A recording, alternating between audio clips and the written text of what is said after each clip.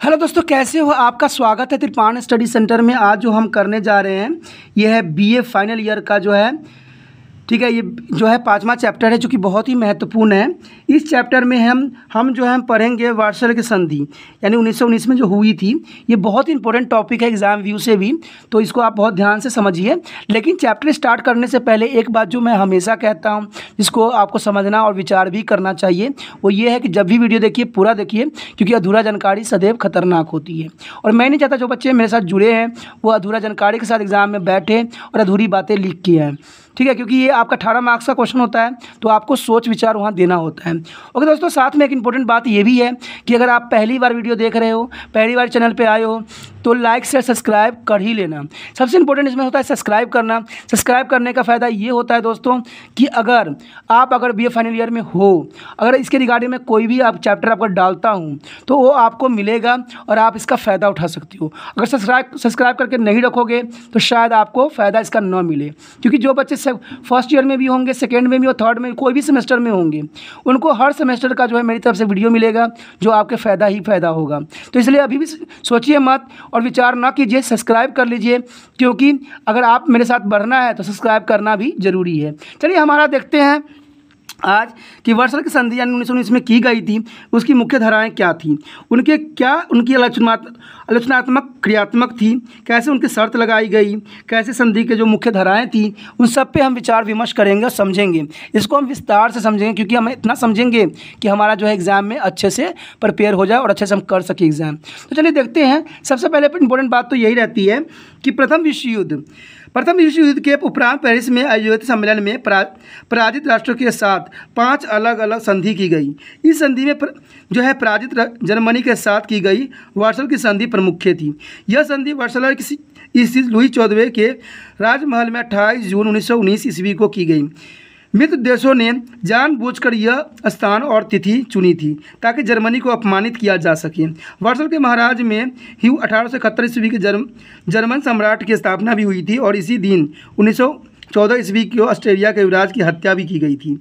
इस संधि की धाराओं और इस संधि का मूल्यांकन कुछ इस तरह से है। देखिए दोस्तों, ये जो की गई थी 28 जून 1919 को जो थे ये संधि की गई थी, तो कहीं हद तक जो है अपमान करना भी था, ठीक है, क्योंकि अब जो है मित्र राष्ट्र इसको अपमान करना चाहती थी, ठीक है, इसलिए जो है इस संधि को किया गया। अब इस संधि में क्या जो थी प्रादेशिक धाराएं थी, तो इसके बारे में जो है मुख्य धाराएं इसमें से 9 थी। पहले तो यही थी, कलेसेस और लेडेंस के जो है प्रदेश जो जर्मनी ने 1871 ईस्वी में फ्रांस से बलपूर्वक छीन लिए थे, फ्रांस को लौटा दिया गया। ये प्रमुख थी इसमें धाराएं। दूसरा धाराएं ये थी इसमें कि सारा प्रदेश का शासन प्रबंधन 15 वर्ष के लिए राष्ट्रसंघ को सौंप दिया गया और इसके बाद इस प्रदेश में रहने वाले लोगों को जनमत संग्रह द्वारा इनके भविष्य के संबंध में निर्णय करने भी दिया गया। यानी जो प्रदेश में व्यक्ति रह रहे हैं उसका निर्णय जो होगा यही लोग करेंगे। इसमें तीसरा विचारधारा जो था यूपेन और मालमेडी नाम के नगर एवं जिले वर्जिलियम के दे दिए गए। उसके बाद था जर्मनी को पूर्वी सीमा पर स्थित पोलेजन का प्रांत, पश्चिमी एशियाओं का एक बहुत बड़ा भाग, साइलोलेसिया का प्रदेश पोलैंड नामक नए राज्य को देने पड़े। तो ये सारे जो थे महत्वपूर्ण थे। उसमें से 5वां तो जो था जर्मनी को पोलैंड को समुद्री तक पहुँचाने के लिए 60 मील जो था लंबी मार्ग भी देना पड़ा, जिससे पूर्वी एशिया जर्मनी राज्य से पृथक हो गया, यानी अलग हो गया। उसके बाद डेलिगन की बंदरगाह को 700 वर्ग मीटर भू क्षेत्र सहित राष्ट्रसंघ के संरक्षण में एक स्वतंत्र नगर घोषित भी कर दिया गया। तो इस तरह से जो था इसकी कुछ धाराएं थी। उसके बाद 7वां धारा जो थी इसमें क्या थी, वो था मेम्मल की बंदरगाह को भी कुछ प्रदेशी सहित मित्र राष्ट्र को सौंप देने की व्यवस्था भी की गई थी, क्योंकि मित्र राष्ट्र जो था विजय था और जो भी बात डाल रही थी उसको वो मानना ही पड़ रहा था। उसके बाद 8वां विचारधारा जो थी वो ये थी कि उत्तरी जर्मनी को सेलेवेसिंग प्रदेश और अपर साइलेसिया और पूर्वी प्रदेशों में जनमत संग्रह करने की व्यवस्था भी की गई। उसके बाद 9वां जो धाराएं थी वो ये थी 9 धाराएं कि जर्मनी को अपनी समुद्री पार स्थित बस्तियां इंग्लैंड, फ्रांस, बेल्जियम तथा जापान आदि को सौंपनी पड़ी। उन्हें धरोहर के रूप में इनका शासन प्रबंधन भी करना पड़ा। तो इस तरह जो है प्रादेशिक धाराएं भी लागू किया गया। उसके बाद था इसमें कुछ आर्थिक धाराएं भी लागू किया गया। जब प्रादेशिक धाराएं लागू किया जाएगा तो आर्थिक धाराएं भी इसमें लागू किया जाएगा, क्योंकि वर्सल संधि जो था, वार्सल की संधि 1919 में की गई थी और इसमें जो था प्रादेशिक धाराएं, आर्थिक धाराएं और सैनिक धाराएं सभी लागू किया गया। उसके बाद था आर्थिक धाराएं। आर्थिक धाराएं में जो है ये सब बात क्लियर हो गई थी कि जर्मनी ने जानबूझकर फ्रांस की कोयले की खानों को हानि पहुंचाई थी। अंततः सारा प्रदेश में स्थित कोयले की खानों को 15 वर्ष के लिए फ्रांस के हवाले कर दिया गया। जर्मनी की जो दूसरी बात थी, जर्मनी को समस्त व्यापारिक रियायतें से जो उसने चीन, समय और मिस्र, मरको और दूसरे देश क्षेत्रों में प्राप्त की थी उसे वंचित कर दिया गया। संधि की धारा 231 को अंतर्गत जर्मनी पर युद्ध आरंभ करने का आरोप भी लगाया गया और क्षतिपूर्ति का निर्धारण करने के लिए एक विशेष आयोग नियुक्त किया गया। इस आयोग के निर्णय अनुसार जर्मनी को 5 अरब डॉलर की धनराशि 21 मई 1921 ईस्वी तक चुकानी थी, जो कि एक बहुत बड़ी समस्या बन गई थी। जर्मनी को 1600 या उससे अधिक टन से सभी व्यापारिक जहाज मित्र राष्ट्र को सौंप दिए गए।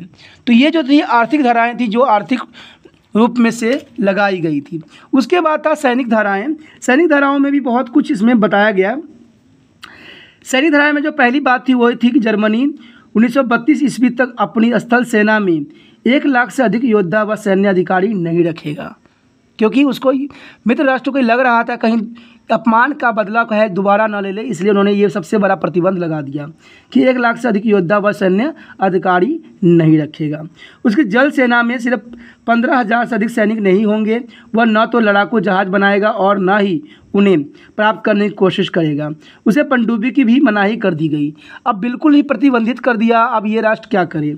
ठीक है। तीसरी बात जो प्रतिबंधित लगाई गई थी, धाराएं लगाई गई थी, वही थी कि राइन नदी के पश्चिम में स्थित संपूर्ण प्रदेश और उनके पूर्व में स्थित 50 किलोमीटर तक गहराई क्षेत्रों का असैनिकीकरण कर दिया गया था। इस प्रदेश को मित्र राष्ट्र के सैनिकों के अधिकार में कर दिया गया था। इस सैनिक का खर्च भी जर्मनी को ही देना पड़ेगा, यानी सैनिक उनकी है, खर्च देना पड़ेगा जर्मनी को। तो ये सारी बातें जो थी इन पे बिल्कुल लाद दी गई थी।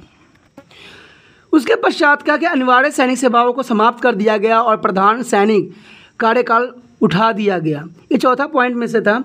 उसके बाद 5वां पॉइंट ये था कि युद्ध सामग्री का उत्पादन सीमित कर दिया गया था और टैंक, लड़ाकू जहाज आदि पर प्रतिबंध लगा दिया गया था। 6वें संधि में ये बात बताई गई थी कि संधि की धारा 231 ईस्वी के अंतर्गत जर्मनी को युद्ध करने का अपराधी माना गया था। अंततः केसर विलियम द्वितीय पर अंतर्राष्ट्रीय संधियों की पवित्रता को भंग करने का अपराध में मुकदमा चलाने का भी निश्चय किया था।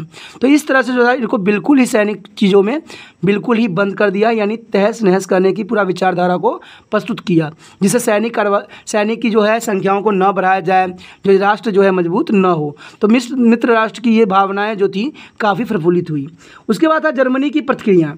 अब इसमें जर्मनी का प्रतिक्रिया भी आना एक स्वाभाविक बात था। युद्ध विराम से पूर्व जर्मनी के लोग को यह आश्वासन दिलाया गया था कि शांति समझौता का आधार विल्सन ने 14 सूत्र होंगे। ये सूत्र नैतिकता, न्याय और निष्पक्षता का उच्च सिद्धांतों के अनुसार प्रतिपादित किए जाएंगे।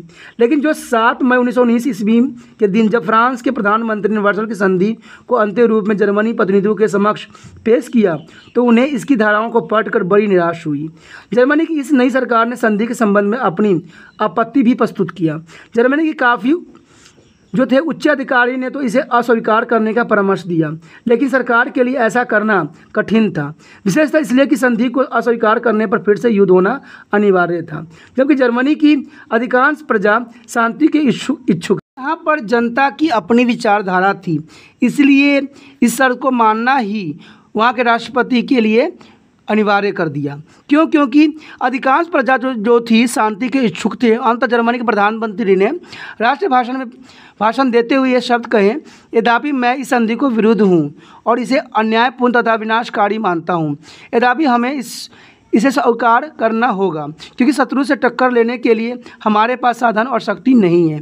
तो इसलिए जो है इस बात को मानना उन्होंने स्वीकार कर लिया। असेंबली के 365 सदस्यों में से 138 ने इसे ठुकरा देने का समर्थन किया, लेकिन जनता में शांति की मांग बड़ी प्रबल थी। आखिरकार 28 जून को जर्मन प्रतिनिधियों ने इस संधि का हस्ताक्षर कर दिए और इस समय एक प्रतिनिधि ने कहा था कि जर्मनी यह कभी नहीं भूलेगा कि यह संधि अन्यायपूर्ण है। इसमें प्रसिद्ध इतिहासकार इस बिल्सपन ने भी अपनी मत इस पर रखी थी। उन्होंने कहा था कि वार्सल की संधि जो था 1919 में वो कीमत थी जो जर्मनी को 1914 से 18 के युद्ध में पराजय के कारण चुकानी पड़ी, क्योंकि जो हमेशा पराजित होता है उसको हर तरह से लोग क्या करते हैं, प्रताड़ना देते हैं, हर तरफ से तकलीफ देते हैं, लेकिन ये नहीं जानते कि उसका कोई विचारधारा भी रहा होगा जिसकी वजह से उसने पराजित स्वीकार किया है। अब यहाँ पर प्रधानमंत्री दोबारा युद्ध भी कर सकते थे, लेकिन इनकी शक्ति बिल्कुल छीन सी हो गई थी और सारी शक्तियों पर उन्हें कंट्रोल करवाना चाहते थे। दूसरी बात थी कि जनता युद्ध नहीं चाहती थी। जनता चाहती थी कि सुखमय जीवन व्यतीत किया जाए, युद्ध से किसी चीज़ की जो है सुविधा नहीं बन सकती। तो इन कारणों से भी जो है उन्होंने इसको जो है स्वीकार किया। आगे है इसका मूल्यांकन। अब मूल्यांकन में क्या है कि इतिहासकार ने वर्सल की संधि के विपक्ष में बहुत खूब लिखा है। अधिकतर विद्वानों ने तो इसकी कठोर शब्द में आलोचना भी किया है, जबकि कुछ विद्वानों ने इसे न्याय संगत भी माना है। संधि का मूल्यांकन करने से पहले दोनों पक्षों का ध्यान आवश्यक है। सबसे पहले तो यही बात है कि आलोचकों ने इस पर क्या तर्क दिया है। ठीक है, इसमें यही कहा गया है कि संधि की धाराएं कठोर एवं अपमानजनक थी, यानी अपमान इसमें पूरी तरह से किया गया था। इस संबंध में H.A.L. फिशर लिखते हैं कि स्वाभिमानी जर्मन यह सहन करने के लिए तैयार नहीं थे कि उनकी 2 पीढ़ियां युद्ध की क्षति का ऋण चुकाती रहे। विदेशी सैनिक वर्षों तक उनकी मातृभूमि पर छावनियां डालते रहे। उनकी सैनिक शक्तियों को स्थिर करने के लिए सैन्य संख्या कम कर दी जाए और अनिवार्य सैन्य सेवा का अंत कर दिया जाए। अब ये इस बात तो उन्होंने बहुत ही सही और उचित भी कहा है कि कोई भी नहीं चाहेगा कि उसे घर के आगे जो है दुश्मन अपना छबनिया बनाए, यानी 2 पीढ़ी तक जो है उनके कर्जों को चुकाते रहे। ये तो बहुत ही बड़ा अपमान की बात और विषय थी जो इनके साथ किया गया। इसके अतिरिक्त केवल जर्मनी को ही युद्ध के लिए उत्तरदायी ठहराया जाए और इसे अपार धन की राशि क्षतिपूर्ति के रूप में मांगी जाए। संविधान के आलोचकों ने अधिकतर ये विचार व्यक्त किया है कि इसके द्वारा पात्र जर्मनी को सजा देकर अपमानित किया गया। तो ये बात तो सच्चाई भी है, क्योंकि सिर्फ युद्ध में यही देश नहीं था और इसी देश ने ही लड़ाई नहीं लड़ी थी, क्योंकि इसमें 2 ध्रुव बने थे, एक मित्र राष्ट्र था, एक ध्रुवी राष्ट्र था। तो ध्रुवी राष्ट्र के जितने भी मेंबर थे सभी से इसका जो था हर्जाना चुकाना था। सिर्फ जर्मनी को ही ऐसा कहना कहीं भी न्याय उचित नहीं था। उसके पश्चात संधि की धाराएं विल्सन के सूत्रों के प्रतिकूल थी, यानी संधि के आलोचकों का यह भी कहना था कि इसके रूपरेखा देते समय विल्सन के सिद्धांतों की अपेक्षा भी की गई थी। विल्सन के प्रथम सूत्र में यह घोषणा भी की गई थी कि सम्मेलन में होने वाली संधियों को खुले विचार पर आधारित निर्णय के अनुसार रूपरेखा दी जाएगी। लेकिन पेरिस सम्मेलन में जर्मनी के प्रतिनिधियों ने से संबंधों के बारे में किसी प्रकार का विचार विमर्श नहीं किया गया था। स्पष्ट बात यही है कि विल्सन के प्रथम मूलभूत सिद्धांतों का उसमें पूरी तरह से उल्लंघन किया गया था। विल्सन के 5वें सूत्रों में यह आश्वासन दिलाया गया था कि वस्तुओं की व्यवस्था न्यायपूर्ण एवं निष्पक्ष ढंग से किया जाएगा, बट ऐसा कुछ भी नहीं हुआ। परंतु जर्मनी की वस्तुओं के संबंध में जो व्यवस्था की गई उसमें से इस प्रकार की कोई गुण नहीं थी। इसके अतिरिक्त सूत्र 13 में यह घोषणा किया गया था कि ये नए स्वतंत्र पोलैंड के राज्य में केवल पोल्स जातियों के लोग ही बसेंगे। परंतु इस घोषणा के बावजूद लाखों जर्मनी को इस राज्य में रहने वाले के लिए विवश किया गया। तो ये भी उनमें से बातों में से इम्पोर्टेंट थी। उसके बाद था ठोसी गई संधि, यानी डिस्ट्रक्टेड ऑफ प्लेसेस। वर्सन की संधि का एक विपक्ष होना भी इसकी एक त्रुटि थी, क्योंकि यह त्रुटि इसलिए भी थी क्योंकि इसको एक ही पक्ष के लिए सारी समस्याओं को दे दिया गया था। निसंदेह जर्मनी के प्रतिनिधियों को पेरिस सम्मेलन में बुलाया गया था, लेकिन उन्हें विचार विमर्श में भाग लेने का अवसर भी नहीं दिया गया। विजयी शक्तियों के प्रतिनिधियों ने जब यह संधि तैयार कर ली तब उसे जर्मनी प्रतिनिधि के समक्ष रख दिया। संधि संबंधी उसकी आपत्तियों को किसी प्रकार का महत्व नहीं दिया गया। अब यह अंतर्राष्ट्रीय परंपराओं के विरुद्ध था। पेरिस सम्मेलन की इस त्रुटि के कारण ही जर्मनी ने हिटलर के नेतृत्व में यह आवाज़ उठाई कि यह संधि उन पर ठोसी गई और उसका पालन करना उनके लिए अनिवार्य नहीं है। जब हिटलर ने ऐसी बातें बोली तो सभी को लगा कि शायद वो जो है उसका उद्धार कर सकता है। तो इसी जगह से जो है सेकेंड वर्ल्ड वार का भी सूत्रपात होना सुनिश्चित कर दिया। उसके बाद था आर्थिक एवं सैनिक व्यवस्था की विनाशकारी। इस संधि द्वारा जो आर्थिक व्यवस्था की गई थी वह जर्मनी के लिए विनाशकारी एवं दुर्भाग्यपूर्ण थी। इसमें अंतर्गत जर्मनी को 25,000 वर्ग मीटर के भूमि क्षेत्र और उसमें से बसने वाले 60,000 की जनसंख्या से वंचित कर दिया गया। उसके खनिज पदार्थ का एक बहुत बड़ा भाग जो था 60% लोहा और 45% कोयला और 72% जिंक और 51% सिक्का तथा 15% अन्य आदि भी उससे छीन लिया गया। समुद्र पार स्थित बस्तियों को छीन लिए जाने से जर्मनी को अपार हानि उठानी पड़ी। विदेशी व्यापार व कच्चे माल के रूप में भी उसे भारी हानि पहुंची। युद्ध से पूर्व जर्मनी का सैनिक संगठन संसार में सबसे शक्तिशाली था, परंतु अब उसके पास इसका केवल 1/18वां भाग ही रह गया था। स्पष्ट वर्सल की संधि के अंतर्गत जर्मनी के भूतपूर्व हानि उठानी पड़ी और इसे आर्थिक एवं सैनिक क्षेत्रों में अपंग बना दिया, यानी बिल्कुल ही उसको बर्बाद करके रख दिया ये प्रथम विश्व युद्ध ने। उसके पश्चात जर्मनी के युद्ध के लिए उत्तरदायी ठहराना दुर्भाग्यपूर्ण था। संधि की धारा 231 ईस्वी के अंतर्गत जर्मनी को युद्ध आरंभ करने के लिए उत्तरदायी ठहराया गया और अंतर्राष्ट्रीय न्यायालय में कैसर विलियम पर मुकदमा चलाने की मांग भी की गई। संधि द्वारा की गई यह व्यवस्था की दुर्भाग्यपूर्ण सिद्ध हुई। उसने जर्मनी की राष्ट्रीय भावनाओं को प्रबल किया और बदले की भावना को उत्तेजित किया। तो ये तो उत्तेजित होना स्वाभाविक ही था, क्योंकि एक ही राष्ट्र को इसका उत्तरदायी समझना ये कहीं से भी न्यायोचित नहीं था। संधि में द्वितीय महायुद्ध के बीच भी निहित थे, यानी जो संधि किया गया था उसमें द्वितीय विश्व युद्ध के जो है सूत्रपात होना भी एक निश्चित कर दिया था। कहते हैं कि वर्सल की संधि बदले की भावना से दृष्ट थी, यानी चारों तरफ से बदले की भावना से ही इसको बनाया गया था। इसमें कोई ऐसी अनुचित एवं दोषपूर्ण व्यवस्था की गई थी जिन्होंने व्यवहारिक रूप से देना कठिन था। हिटलर ने इस कुव्यवस्थाओं का लाभ उठाते हुए अपने देशवासियों को युद्ध के लिए तैयार किया। जर्मन देशभक्त इस संधि को अपमानजनक समझकर घृणा की दृष्टि से देखते रहे। उन्होंने नाजीवाद को, जो शत्रु को बदला लेने का समर्थन करता था, समय आने पर आवश्यक सहयोग दिया। ऐसी परिस्थितियों के कारण यूरोप के द्वितीय विश्व युद्ध के भयानक युद्ध देखना पड़ा। उसके पश्चात था वर्सल की संधि बदले की भावना से दूषित थी, यानी बिल्कुल ही वो क्या थी, बदले की भावना से इसको तैयार किया गया था। इस संधि के रूपरेखा देने वाले बदले की भावना से ऊपर न उठ सके। उसके द्वारा निर्मित संधि उनकी इसी भावनाओं के प्रतीक थी। परंतु यदि जर्मन सैनिकों व अन्य अधिकारियों ने युद्ध में अत्याचार किए थे तो मित्र राष्ट्र के सैनिक भी इस आरोप से मुक्त नहीं थे। उन्होंने भी उसी तरह दुराचार किया था। यदि जर्मनी और दूसरे पराजित देशों का निशस्त्रीकरण किया गया था तो मित्र राष्ट्रों को भी इसी नीति को भी अपनाना चाहिए था।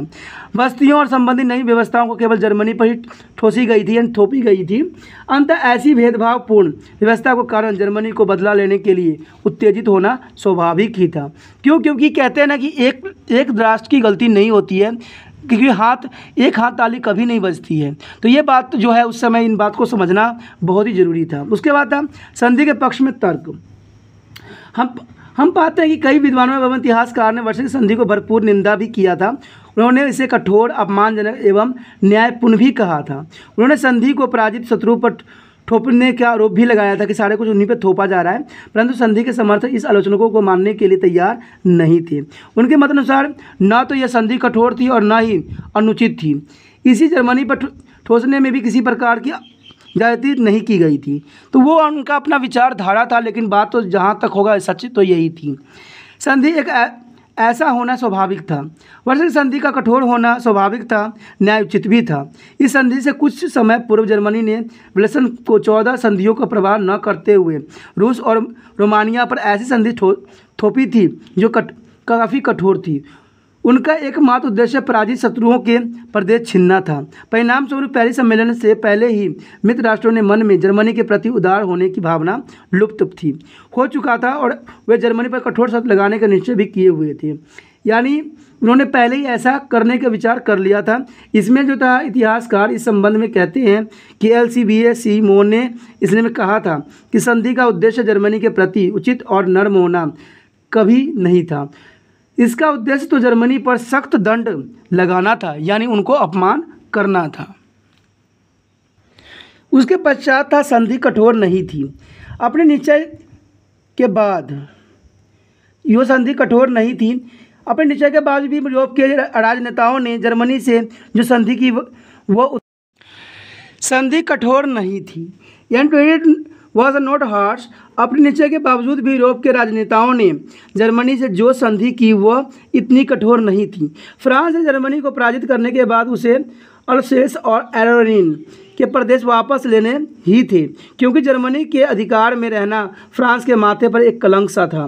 पोलैंड की स्वतंत्रता राज्य में रूप में स्थापना भी अन्यायपूर्ण नहीं थी, क्योंकि युद्ध के दौरान जर्मन ने भी उसके पक्ष में आवाज़ उठाई थी। और इसी तरह बेल्जियम, चेकोस्लोवाकिया और डेनमार्क को भी प्रादेशिक रियायतें दी गई थी। उन्हें भी जर्मनी के लिए कठोर नहीं माना जा सकता है। तो इन कारणों से कई से राजनेताओं ने इसको कठोर नहीं माना। संधि जो ठोकने की आलोचना निराधार थी। तो कहते हैं वर्सल की संधि जर्मनी पर यानी थोपने की आलोचनाओं का विचारधारा है। ठीक है, विजय शक्ति सदैव पराजित शक्ति पर ऐसी संधियाँ थोपती ही रहती है। क्या जर्मनी में 1918 ईस्वी में रूस और रोमानिया को हरा कर उन पर कठोर संधि नहीं तो थोपी थी? अंततः इसे मामलों में ऐसा होने पर शोर नहीं मचाना चाहिए। ये तो बात तो सच्चाई है कि जो व्यक्ति पराजय होता है उसको हर बात मानना पड़ता है विजय व्यक्ति को। तो इसके लिए इस संधि को जो है और इस तरह से जो उन पर अपमान किया गया उसको भी न्याय उचित भी नहीं कहा जा सकता। बेशकली अगर उनमें भावना होती तो बेशकली जो था इनके कुछ रूल रेगुलेशन कम भी किया जा सकता था, लेकिन उन्होंने भी कठोरता का एक पूरा उदाहरण दिया। लेकिन इसका परिणाम जो हुआ द्वितीय विश्व युद्ध इसका कारण बना, क्योंकि कहते हैं ना कि आज का अपमान आगे चल के नसूर हो जाती है, यानी छोटी सी फुंसी जो होती है नसूर बन जाती है। कुछ इसी तरह से भावना जो थी इनमें भी पनप रही थी। बेशक ये संधि उनका अपमान करना था, उनका तिरस्कार करना था, लेकिन वो आगे चल के हिटलर के द्वारा और जो था आपको नाजीवादी और फांसीवादी के रूल रेगुलेशन के रिगार्डिंग एक सेकेंड वर्ल्ड वार होना स्वाभाविक बना दिया था। कहते हैं धारा 1931 अनुचित नहीं थी, यानी धारा 1931 भी जो थी वो भी धारा को इन्होंने क्या किया, उचित नहीं ठहराया, अनुचित नहीं ठहराया।